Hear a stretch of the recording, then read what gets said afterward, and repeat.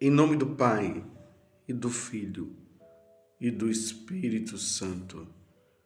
Amém. Naquele tempo, Jesus viu um homem chamado Mateus, sentado na coletoria de impostos, e disse-lhe: Segue-me. Ele se levantou e seguiu Jesus. Enquanto Jesus estava à mesa, em casa de Mateus, vieram muitos cobradores de impostos e pecadores e sentaram à mesa com Jesus e seus discípulos. Alguns fariseus viram isso e perguntaram aos discípulos: Por que vosso mestre come com os cobradores de impostos e pecadores? Jesus ouviu a pergunta e respondeu: Aqueles que têm saúde não precisam de médico, mas sim os doentes. Aprendei, pois, o que significa quero misericórdia e não sacrifício. De fato, eu não vim chamar os justos, mas os pecadores. Palavra da salvação. Glória a vós, Senhor. Meus irmãos e minhas irmãs, hoje é domingo, é dia do Senhor, dia de dedicarmos todo o nosso dia a nosso Senhor Jesus Cristo, ao nosso Deus. Dediquemos o nosso dia à Santíssima Trindade. E a maior dedicação que nós podemos fazer no dia de hoje a Deus é participando do sacrifício da Santa Missa. Guardar os domingos e festas. Hoje é domingo, dia do Senhor. Para nós católicos, nós vibramos de alegria com este dia. De maneira especial hoje, no Evangelho, nós estamos vendo Mateus, porque nós estamos no ano A. Todos os domingos, o Evangelho escolhido para este ano é o Evangelho de São Mateus. Nós encontramos Mateus falando sobre a sua vocação. Como aconteceu a vocação deste grande apóstolo? Como se sucedeu? Aonde ele estava? O que ele estava fazendo? E aí Mateus conta o testemunho. Então ele está dizendo que ele estava na coletoria de impostos. Mateus, ele era odiado pelos judeus, porque ele é daquele tipo que trabalhava para César, coletando os impostos dos seus irmãos e, ao mesmo tempo, ele pegava também uma partezinha para ele. Que era assim que os coletores costumavam fazer. Jesus passa. Provavelmente, Mateus já tinha ouvido falar de Jesus, das coisas que Jesus andava fazendo. E Jesus simplesmente, ele é Mateus narrando. Lembremos isso que eu acabei de dizer. Jesus passa e diz, segue-me. É impressionante. Aqui diz que imediatamente ele se levantou e seguiu Jesus. E neste segmento de Jesus, ele se torna apóstolo.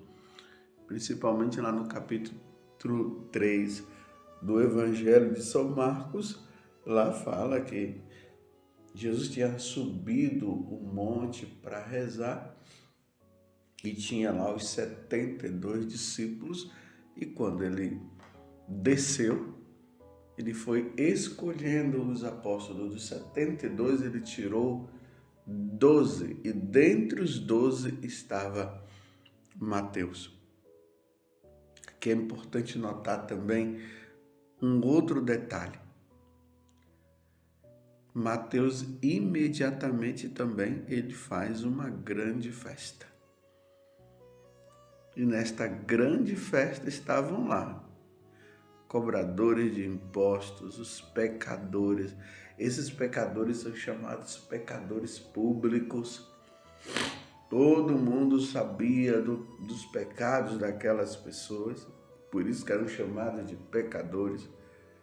E sentaram-se à mesa com Jesus e também com os seus discípulos. Imagina a alegria de Mateus, que antigamente chamava-se Levi, depois passou a se chamar Mateus,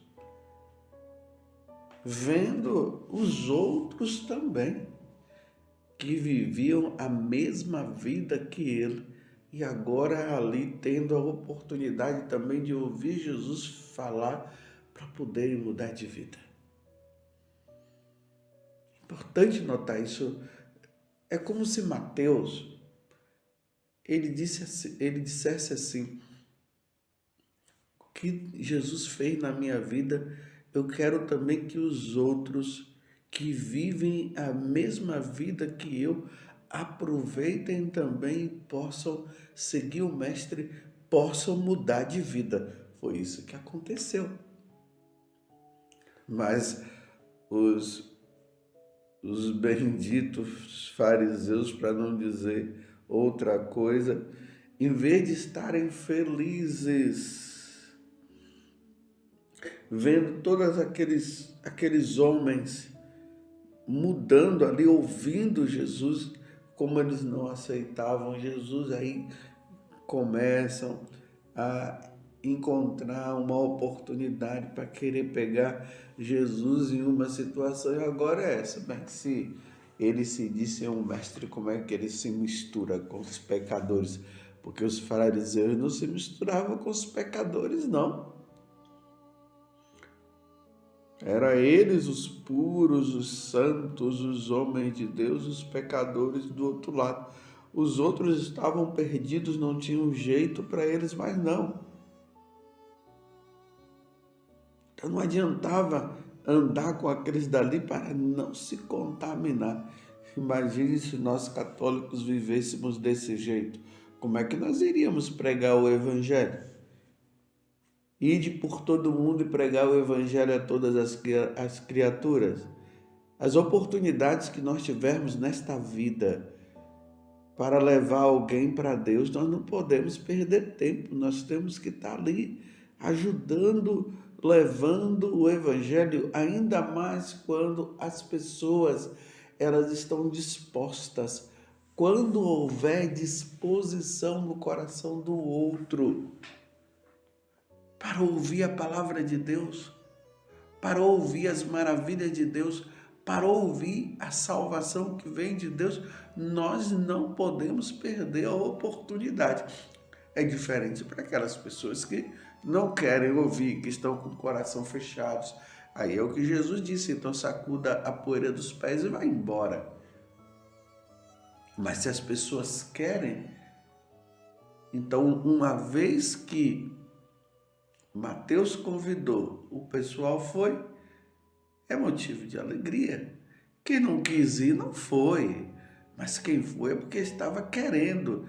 E agora os fariseus ficam nessa intriga, como é que ele pode estar com os pecadores e aquelas coisas todas.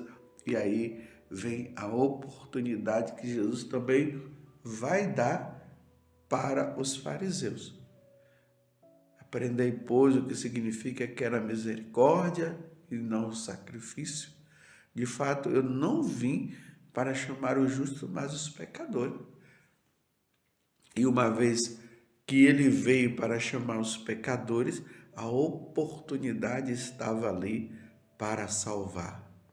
E repito mais uma vez, meus irmãos, a oportunidade era aquela de salvar os pecadores, os ladrões, aqueles que não queriam saber de Deus.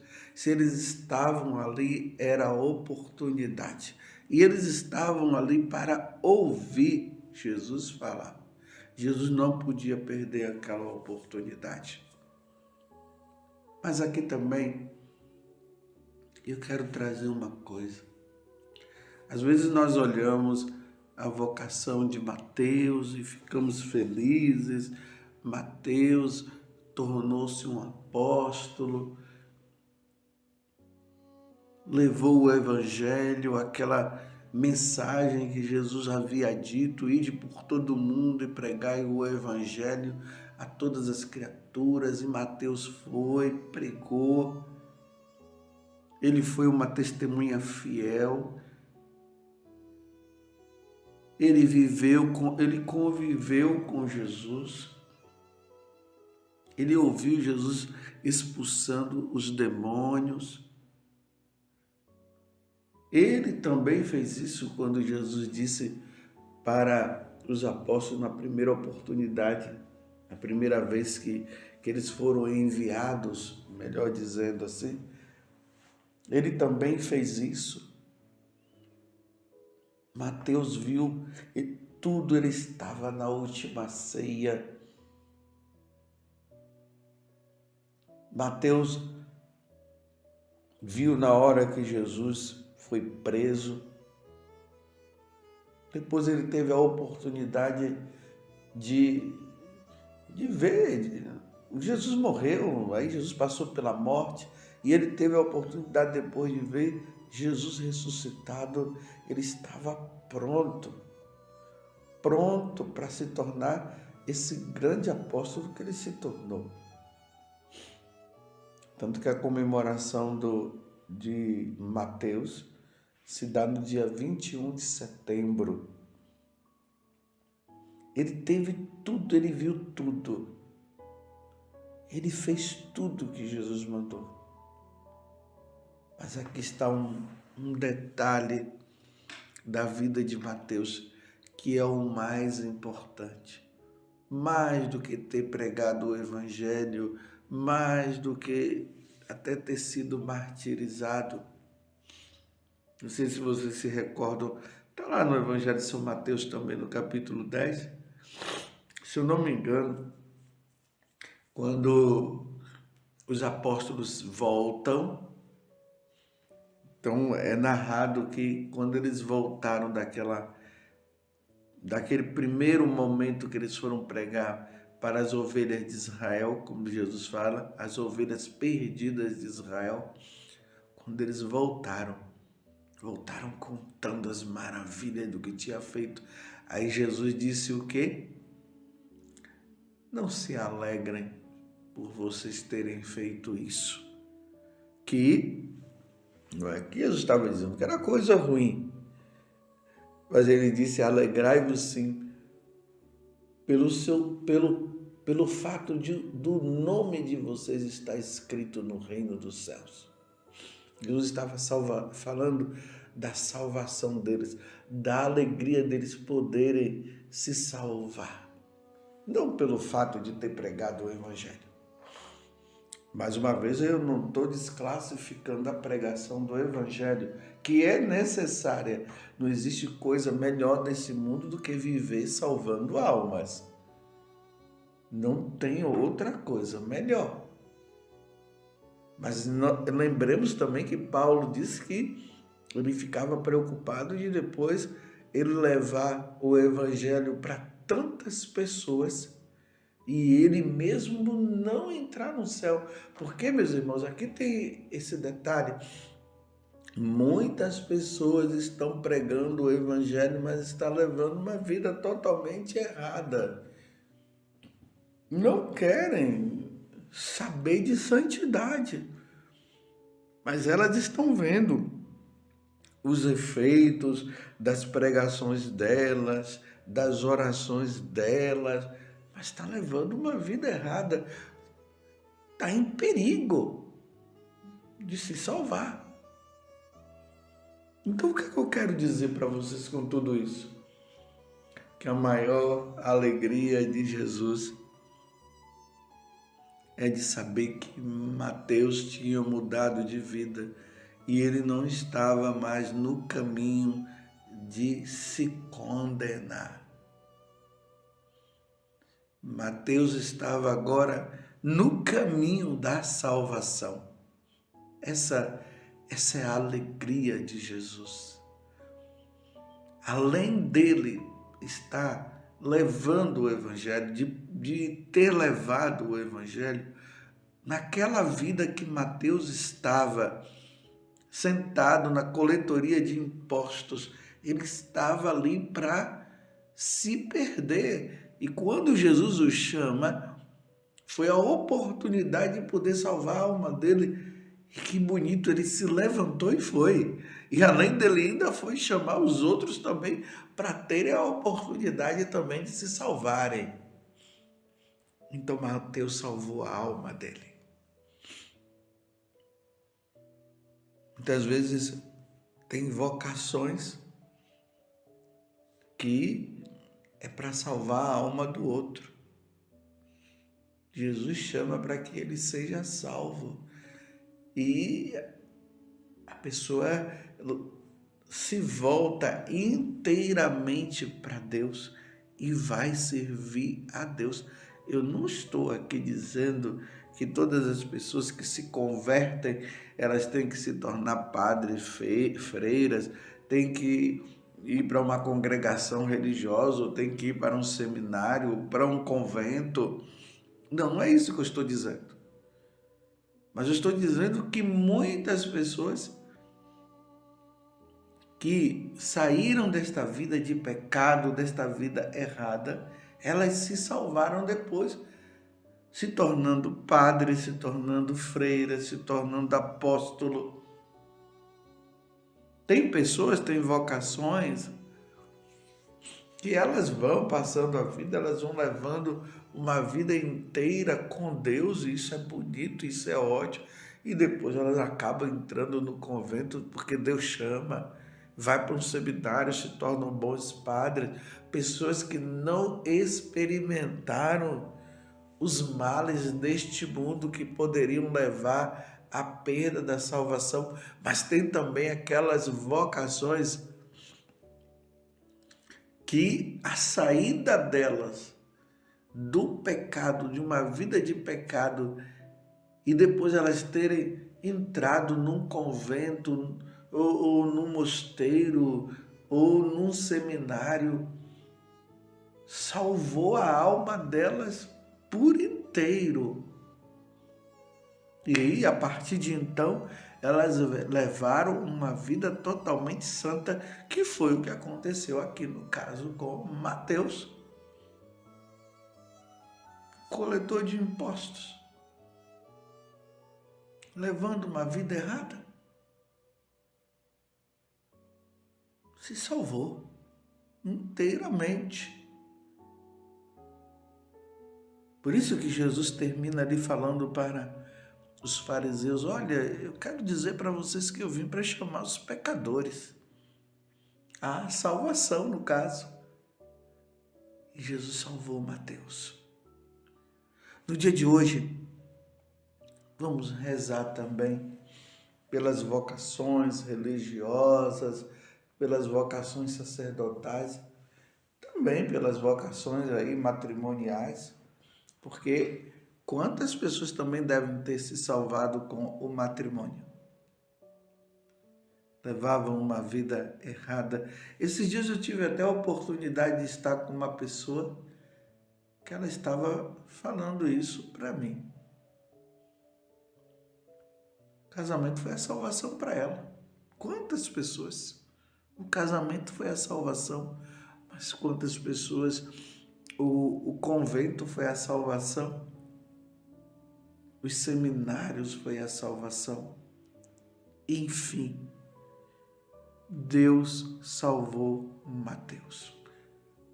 Jesus ali salvou Mateus. Na vida que Mateus estava levando, provavelmente ele não iria se salvar. E Jesus disse: vem e segue-me. Rezemos pelas vocações.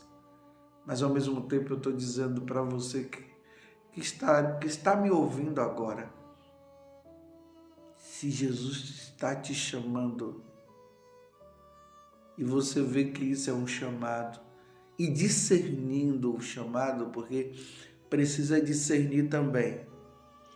Porque não é uma questão da pessoa dizer eu quero ser, mas precisa ser observado para ver se a pessoa tem vocação mesmo.